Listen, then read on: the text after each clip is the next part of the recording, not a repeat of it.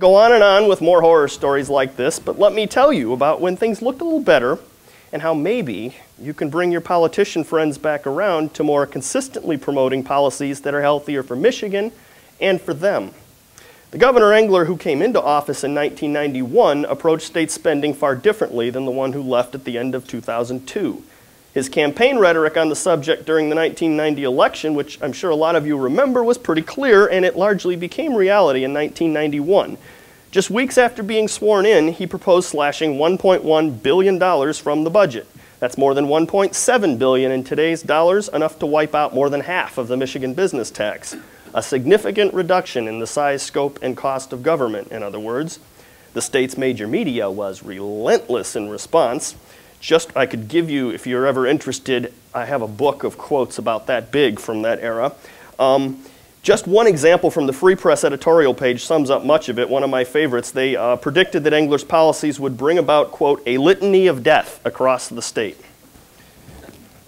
There were some less temperate. There were tent cities erected on the Capitol lawn to protest. Jesse Jackson came to town. Engler's approval ratings plummeted. Recall petitions were circulated. State employees were wandering about with buttons that said Engler hates me on the side of them. But a funny thing was happening. Apparently, when Republican pollsters asked their questions of these people, they started trending in such a way that it turned out that Engler's policies were a whole lot more popular than he was. And grateful voters, they noticed, were starting to make the connection. This was pretty noteworthy because the state Senate, already in Republican hands, with the state Senate already in Republican hands, the Democrats running the Michigan House were the largest single impediment to the Engler agenda.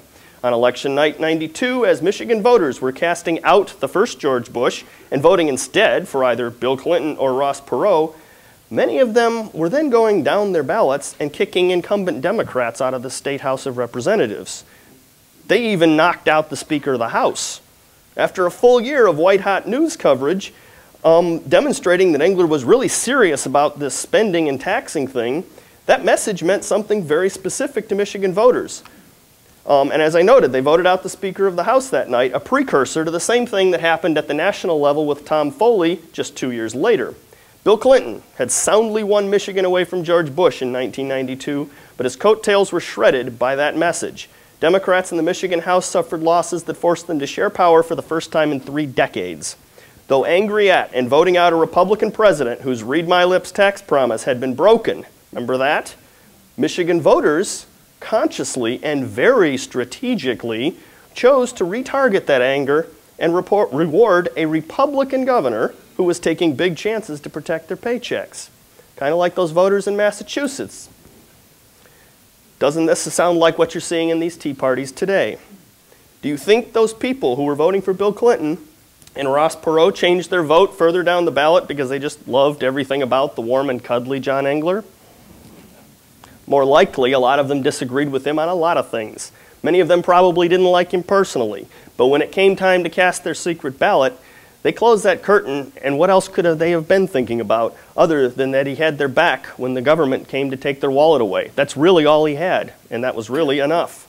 This was made possible because for a little while, he made the word Michigan Republican mean something about the size of government, something very different from what the other kickball team was offering that year.